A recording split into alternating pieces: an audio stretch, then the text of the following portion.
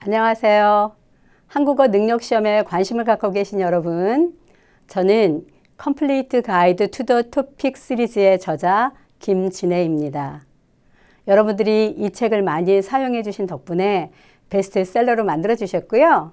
그리고 그 덕분에 저희가 세 번째 개정판을 내게 되었습니다. 열심히 공부하지만 시험을 보려고 하면 가끔 생각했던 것보다 어렵기도 하고 이해가 잘 안 되는 부분도 있었을 거예요. 여기에 좀 도움을 드리고자 저희가 책을 쓴 건데 책만 보면 또 가끔 이해가 더 안 될 때가 있죠. 여러분들의 공부에 조금 더 도움이 됐으면 좋겠어서 저희가 동영상으로 저자인 제가 간단한 시험 전략과 문제 풀이에 대해서 동영상으로 만들게 되었습니다. 여러분들이 끝까지 보시고 이것이 여러분들 공부에 도움이 되셨으면 좋겠습니다. 자, 그럼 토픽 시험 전체에 대한 개요부터 말씀드리겠습니다. 저는 토픽 2 책을 안내할 거고요. 이번에 특별히 저희가 개정판을 냈는데 개정판의 특징을 먼저 좀 설명을 드리면 기출 문제를 통한 핵심 유형을 분석했고요. 특별히 이제 토픽 시험도 점점 그 새로운 문제로 출제 경향이 바뀌기 때문에 그 출제 경향에 맞춰서 핵심 유형 문제를 유형별로 문제를 분석했습니다. 이게 큰 특징일 수 있고요. 그러면 문제의 유형이 있으면 그 다음에는 그 문제를 어떻게 풀 것인가가 되게 중요하죠. 그래서 주요 풀이 전략이 있습니다. 그리고 그에 따른 설명도 필요하겠죠. 그 설명을 제시했습니다. 그리고 이제 문제에 따라서 주로 어떤 단어가 나오는지 중요한 어휘와 또 그런 어휘를 조금 더 늘릴 수 있는 보충 어휘가 수록되어 있습니다. 두 번째 특징은 파트 2에서 볼 수 있는데 파트 2는 기출 문제와 유사하게 유형별 연수 문제를 만들었거든요. 그래서 연수 문제를 여러분들이 시험 전략을 익힐 수 있습니다. 전체 유형을 분석하고 문제 풀이 전략을 앞에서도 제시했고 여기서도 제시했는데 전체적인 시험 경향을 파악하면 여러분들이 조금 더 잘 준비하실 수 있겠죠. 그에 따른 시험 전략도 여러분들이 세울 수 있게 될 것입니다. 그리고 여러분들은 뭐 한국어 단어가 굉장히 많잖아요. 이 많은 단어를 다 기억할 수는 없겠지만 일반적으로 문제에 출제되는 어휘들에 대해서 조금 더 친숙해지고 많이 공부하게 될 것입니다. 이게 파트 2라면 그 다음은 파트 3가 있습니다. 파트 3는 기출 문제를 배웠으면 또 연습 문제를 풀어봤으면 이제 실제로 내가 한번 시험을 보면 어떤 결과가 나올까 이런 게 좀 궁금하시죠? 그래서 그거에 대한 여러분들이 직접 시험을 봐볼 수 있는 실전 모의고사를 저희가 2회분을 실었습니다. 그래서 여기는 최신 토픽 출제 문제를 가장 많이 반영했고 또 문제를 풀어야 될 때 문제를 설명하는 지시문도 조금 바뀌었습니다. 그래서 여러분들이 그 지시문에 대해서 조금 익숙해질 수 있도록 전체적으로 반영했으니까 다음에 진짜 시험을 볼 때 훨씬 더 도움이 될 것입니다. 그리고 자신의 실력을 이제 정확하게 진단해 보면 내가 어느 부분이 부족한지 예를 들면 듣기가 좀 약하다 또는 나는 어휘가 아직도 조금 모자라는구나 이렇게 느낄 수 있겠죠. 그래서 그런 부족한 부분을 여러분들이 확인하는 것이 가능합니다. 그리고 굉장히 중요한 건 시험을 볼 때 중요한 건 시험 시간을 안배하는 거죠. 그래서 여러분들이 실제로 시험을 보시면 아, 내가 아까 어느 부분에 시간을 오래 끌었구나 이렇게 알면 시험 시간을 분배하는 전략을 세울 수 있습니다. 그래서 시간 안배와 실전 전략을 수립할 수 있는 그런 기회를 여러분들이 얻을 수 있게 될 것입니다. 그 다음에는 그럼 어떤 사람들이 이렇게 시험을 보는지 또 우리는 왜 시험을 보는지 이걸 좀 안내해 드리겠습니다. 이 시험은 저처럼 한국말을 잘하는 사람은 볼 필요가 없겠죠. 그래서 외국인이나 한국어에 아직 익숙하지 않은 분들이 보시기 때문에 시험을 보시는 대상은 주로 한국어를 모국어로 하지 않는 외국인입니다. 또는 한국인이기는 한데 해외에서 오래 사셔서 한국어에 익숙하지 않으신 분들도 계시겠죠? 그래서 그분들을 위한 재외 동포의 한국어 학습 방향을 제시하고 한국어를 더 많이 공부할 수 있도록 그렇게 준비하는 게 토픽 시험의 목적입니다. 여러분들이 또 한국어 능력 시험을 보시면 이 사용 능력을 측정해서 평가할 수 있겠죠. 사실 저희도 뭐 나 영어 좀 할 수 있다고 말을 하지만 내 영어 실력이 얼마인지 잘 모르잖아요. 마찬가지로 여러분들도 한국어를 좀 알고 또 내가 관심이 있는데 내 실력이 얼마인지 확인하고 싶을 때 이 토픽 시험을 보시면 여러분들이 그 이후에 유학이라든지 또는 한국에서 직업을 찾고자 할 때 도움이 되실 겁니다.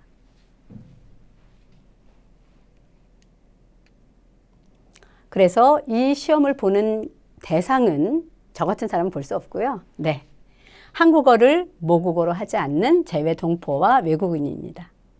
여러분들이 그래서 한국 기업에 또는 공공기관에 취업을 희망하시거나 또 한국에 와서 한국어뿐만 아니라 공부를 하고 싶은 것도 있으시겠죠. 그런 분들에게도 도움이 될 것이고 특별히 또 외국 학교에서 재학 중이거나 졸업한 재외 국민들이 한국의 대학을 진학하려고 할 때도 이 토픽은 판단의 근거가 됩니다.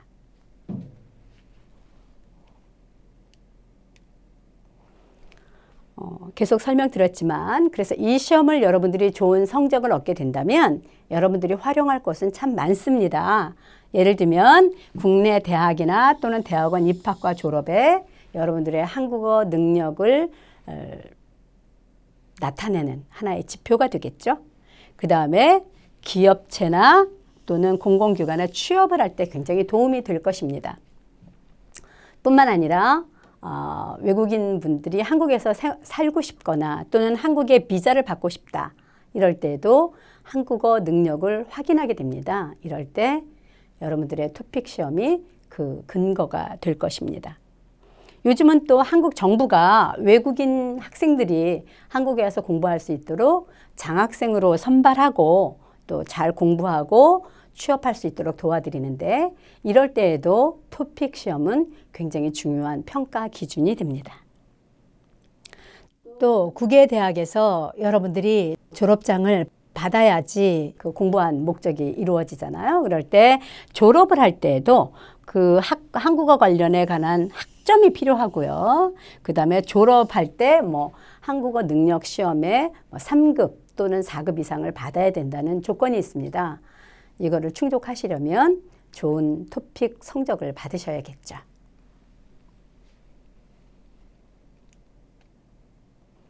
자, 토픽 2의 시험을 여러분들이 보실 때 원래 토픽 1과 토픽 2가 있습니다. 그래서 토픽 1은 듣기와 읽기로만 구성되어 있지만 토픽 2는 듣기와 읽기 외에 쓰기가 있어요. 그래서 말을 하는 것과 쓰기는 조금 어렵기는 하지만 네, 시간이 조금 더 많이 걸리고요.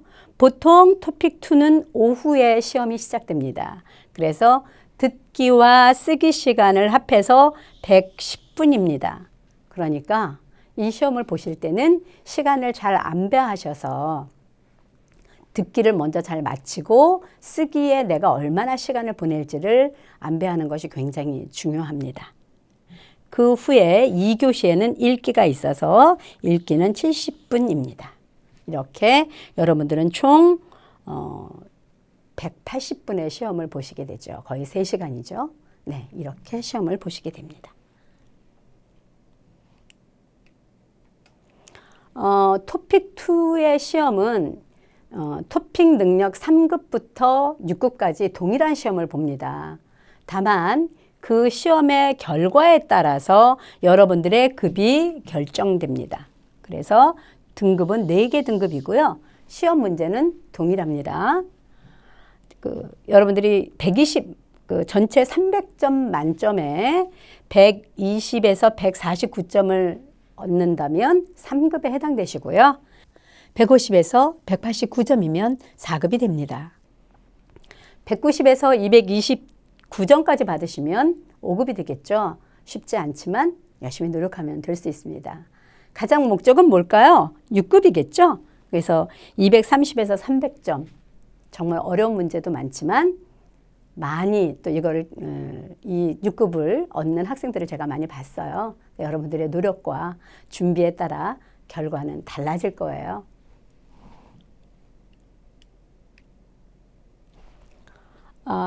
토픽 2의 문제 형태를 조금 설명을 드리겠습니다. 처음에 1교시에 듣기가 한 60분 정도 되는데 사실 이거는 뭐 딱 60분에 하라는 건 아니고요. 아까 말씀드렸지만 110분 중에 한 1시간 정도를 안배하시면 듣기를 마칠 수 있지 않을까 해서 60분이라고 써놓은 것입니다. 근데 이거는 선택하는 겁니다. 그래서 문제를 읽고 1번부터 4번 사이에 여러분들이 맞는다고 생각하는 답을 고르시면 됩니다. 그런데 그 다음은 쓰기죠. 쓰기는 여러분들이 직접 문장을 쓰시는 거예요. 그래서 짧은 문장 안에 들어가는 어떤 단어나 문장을 하나 더 넣으시는 거, 이런 것들이 조금 간단하다면 그 다음엔 조금 더 어렵습니다. 어떤 표나 그림을 보고 그것을 말로 설명해내는 능력이 필요합니다. 그런 시험도 있고요. 마지막에는 700자 정도의 굉장히 긴 문제를 여러분들이 생각하고 그 문제에 대한 답을 써야 되는 긴 문장을 쓰는 그런 실력이 요구됩니다. 그거를 우리가 서답형이라고 하는데 직접 손으로 여러분들이 문장을 쓰셔야 돼요. 자, 조금 쉬면 여러분들이 2교시에는 읽기를 만나게 됩니다. 읽기는 70분이고요. 이것도 역시 1번부터 4번 사이에 여러분들이 맞는다고 생각하는 답을 고르시는 형태로 시험을 풀게 됩니다. 그래서 총 300점 만점이고요. 자, 여러분들이 좋은 점수를 받아서 좋은 급을 얻게 되기를 희망합니다.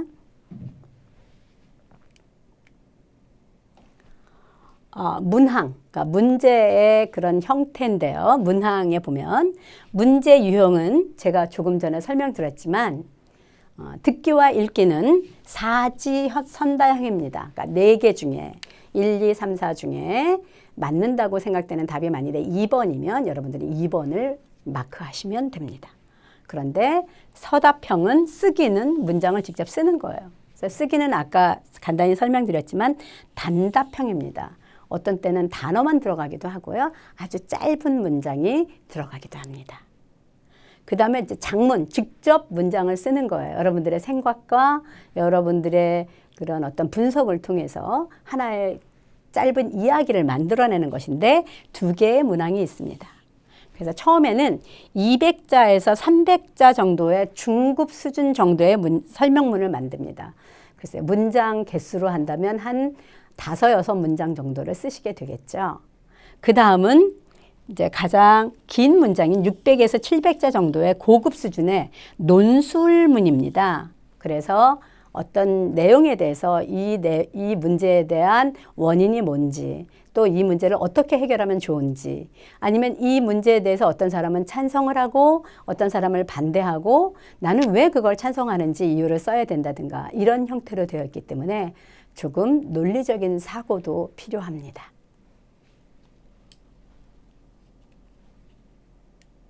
자, 그 다음을 볼까요? 그래서 여러분들이 굉장히 부담을 갖는 게 보통은 쓰기 영역이에요. 그래서 쓰기 영역에서 여러분들이 도대체 뭘 볼까? 뭘 보고 나한테 점수를 주고 또 점수를 안 주고 할까? 이게 궁금하시겠죠?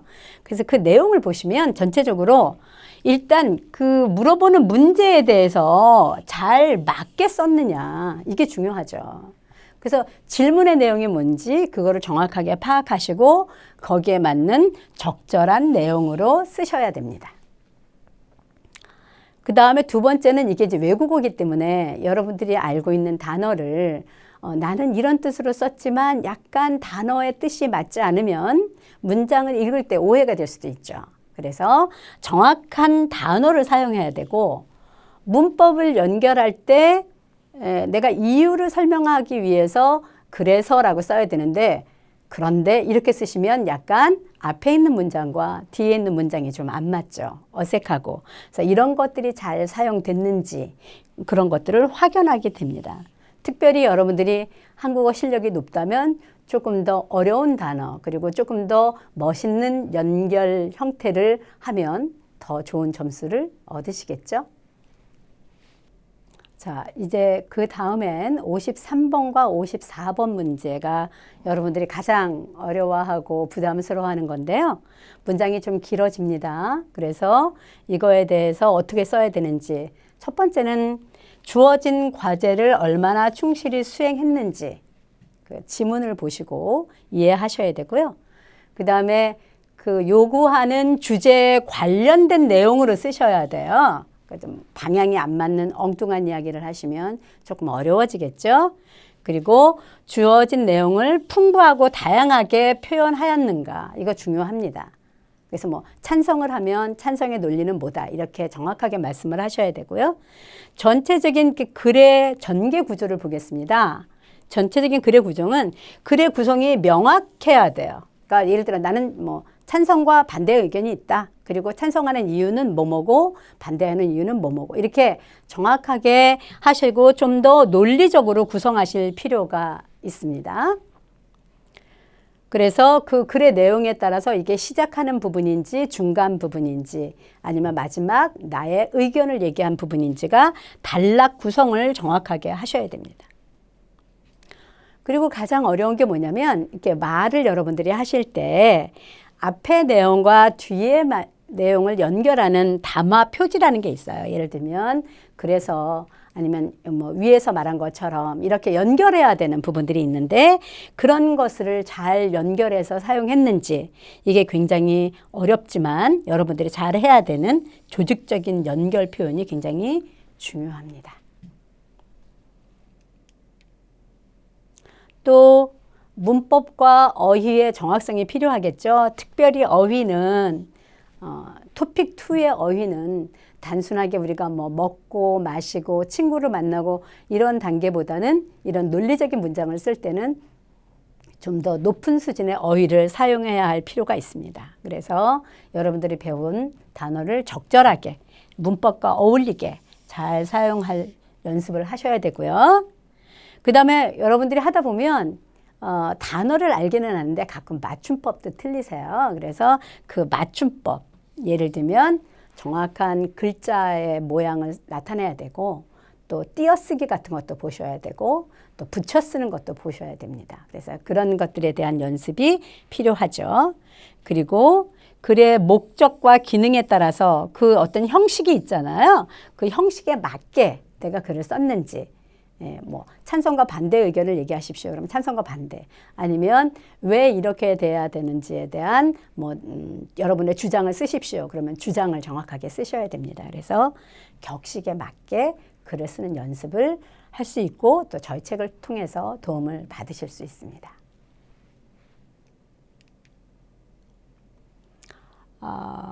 이번에는 그 영역별 주요 문제 유형에서요. 듣기에 대해서 말씀을 드릴게요. 듣기는 총 50문항이고요. 아까 쓰기보다는 좀 부담이 덜한 건 어쨌든 4개 중에 하나의 답을 고르기만 하면 되기 때문에 조금 부담이 덜하죠. 그래서 듣기 무형은 보면 처음에 어떤 대화나 뉴스가 나옵니다. 그러면 이거를 듣고 이거와 어울리는 그림을 고르시는 거예요. 그래서 한쪽에서는 그림을 보시면서 듣는 내용과 이렇게 짝을 맞추시면 여러분들이 조금 더 쉽게 답을 고르실 수 있습니다. 또 어떤 내용이 나오면 주로 안내 공지가 있고요. 뉴스도 나옵니다. 또 사람들이 얘기하는 대화가 있죠. 그런가 하면 어떤 전문가한테 그 전문적인 내용에 대한 인터뷰 등도 있습니다. 그러면 어떤 내용을 물어봤고 어떤 대답이 나왔는지 여러분들이 기억하시고 그 내용에 일치하는 내용을 고르셔야 됩니다. 그래서 일치하는 내용 고르기. 그런데 굉장히 비슷한 문제 같지만 또 하나 다른 문제가 있어요. 그건 뭐냐면 대화를 듣고 중심 생각 고르기. 이게 약간 좀 헷갈리는데 아까 일치하는 내용하고 조금 다른 건 일치하는 건 앞에 있는 내용하고 맞는 같은 내용인지를 고르는 게 맞다면 중심 생각이라는 건 이 글을 쓴 사람이나 이 말을 한 사람이 어떤 생각을 갖고 있었는지 가장 중요한 그 사람의 생각을 찾아내는 거예요. 예를 들면 여러분들이 영화를 보시면 영화가 뭐 한 120분 정도 영화가 하잖아요. 그러면 그 영화를 다 보신 다음에 이 영화에서 말하고 싶었던 게 뭘까? 이거를 찾는 거죠. 근데 영화에서 뭐 그 남자가 먼저 커피를 줬다, 여자가 먼저 커피를 줬다. 이거는 일치하는 내용의 문제고요. 이 영화 전체에서 얘기하고 싶은 게 무엇이었는가? 그게 여러분들의 글에서도 중심 생각을 찾으셔야 됩니다. 그래서 일치하는 문제와 헷갈리지 않도록 여러분들 신경을 쓰시면 좋겠어요. 마찬가지로 강연도 있죠. 또 토론도 있고요. 여러 가지 사람들의 교양에 도움이 되는 프로그램도 있는데 이런 또 두 사람이 대담을 하기도 하죠. 이런 것들을 들으면서 어떤 내용이 나왔는지 일치하는 것을 고르는 문제도 있습니다. 중심 생각을 고르기도 하고요. 그 다음에 여기서 조금 더 여러분들이 어렵게 생각하는 건 이겁니다. 화자의 태도. 우리가 어떤 문제를 듣거나 이야기를 할 때 계속 천천히 아주 논리적으로 이야기를 하는데 지금 이 사람은 이 문제에 대해서 어떤 감정으로 뭐 굉장히 화가 났다든가 빨리 했으면 좋겠다는 생각으로 말을 하는가 하는 말하는 사람의 태도, 감정 이런 것들을 여러분들이 찾아내야 됩니다. 그리고 이분이 방식을 말을 어떻게 얘기하느냐 그냥 설명하는 걸로 하느냐 아니면 좀 더 그 어떤 내용을 보충하면서 근거를 제시하고 있느냐 이런 것들이 조금 더 다르거든요. 그래서 화자가 어떤 감정이나 어떤 태도로 하는지 또는 이야기하는 방식이 어떻게 다른지 이거를 찾아내는 연습도 필요합니다.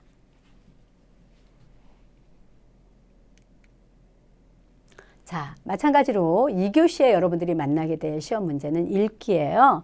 읽기도 역시 이건 이제 직접 여러분들이 문장을 보기 때문에 조금 더 수월할 수도 있죠. 그래서 이제 광고가 나오기도 합니다. 그래서 어떤 광고를 보면 이 광고가 어떤 목적인지, 환경 보존을 하겠다는 광고인지, 아니면 사람을 뽑는다는 광고인지 이런 것들을 확인해야 되겠죠. 그런가 하면 안내문도 있습니다. 안내. 여러분들이 뭐 엘리베이터를 탈 때 오늘은 엘리베이터를 수리 중이니까 뭐 계단을 이용해 주십시오. 뭐 이런 안내 같은 게 있지 않겠어요? 그래서 그 안내문의 내용이 뭐냐 이런 것들을 보셔야 되고요. 기사, 신문에 나오는 기사를 보시고 이것이 뭐에 대한 이야기인지 알아내셔야 됩니다. 그래서 일치하는 내용을 찾으시고요. 자, 그 다음에 어려운 건 간단한 글을 읽고 알맞은 순서로 배열해야 돼요. 그래서 짧은 한 4개나 5개의 문장이 있는데 이 문장을 섞어놨기 때문에 어느 게 첫 번째에 들어가고 어느 게 마지막으로 들어가야 되는지 문장의 순서를 다시 안배하는 그거를 찾아내는 문제도 있습니다. 이럴 때는 그 앞뒤 문장의 관계를 정확하게 보셔야 되는데 구체적으로 시험 문제 풀이할 때 제가 다시 한번 안내하겠습니다. 자, 글을 읽고 문맥을 파악해서 빈칸에 알맞은 말을 넣어야 되는 것도 있죠. 그거는 앞에 어떤 이야기를 들으면 그 다음에 어떤 이야기가 나오는지. 그래서 대부분 보면 앞에 있는 문장과 뒤에 있는 문장이 서로 대조되는 경우도 많습니다. 그래서 예를 들면 뚱뚱해서 고민이 많은 사람은 뭐뭐뭐. 그러면 그 다음 문장은 뭐가 될까요? 대조적인 건. 살이 찌지 않아서 고민하는 사람은 뭐 이런 내용이 그 뒤에 나오겠죠. 이런 걸 여러분들이 추측해서 그 빈칸에 써 넣어야 됩니다. 그리고 그 다음에는 이제 수필을 읽어요. 어떤 이야기, 짧은 이야기들을 읽고 그 이야기 속에 나오는 인물의 태도, 그러니까 그 이야기 속에 등장하는 뭐 할아버지에 대해서 쓴 수필이라면 그 할아버지는 어떤 마음을 지금 가지고 이런 말씀을 하셨는지 이런 행동을 하셨는지 여러분들이 파악하셔야 되겠죠. 그리고 어떤 태도, 뭐 손주를 굉장히 걱정하는 태도 아니면 손자에게 화가 난 태도 이거는 글을 읽으면서 우리가 파악할 수 있는 것입니다. 그래서 그거를 고르셔야 됩니다. 또 글을 다 읽고 수필의 내용을 보다 보면 이야기는 아주 평범하게 흘러가지만 그 글을 그래서 이분이 얘기하고 싶은 게 무엇이었는가 하는 중심 내용을 골라야 됩니다. 그리고 마지막에 이제 논설문을 읽고 논설문은 조금 논리적인 글이기 때문에 그 세부 내용을 정확하게 파악하셔야 되죠. 특별히 논설문은 대부분 보면 뭔가 이 글을 쓴 사람이 정말 깊이 하고 싶었던, 주장하고 싶었던 내용이 있죠. 그러면 그 주장하고 싶었던 필자의 의도, 무슨 말을 하고 싶어서 이분은 이렇게 논리적인 글을 쓰셨는지, 또는 어떤 목적으로 이런 글을 쓰셨는지 찾아내는 것이 문제를 찾는 방법이기도 합니다.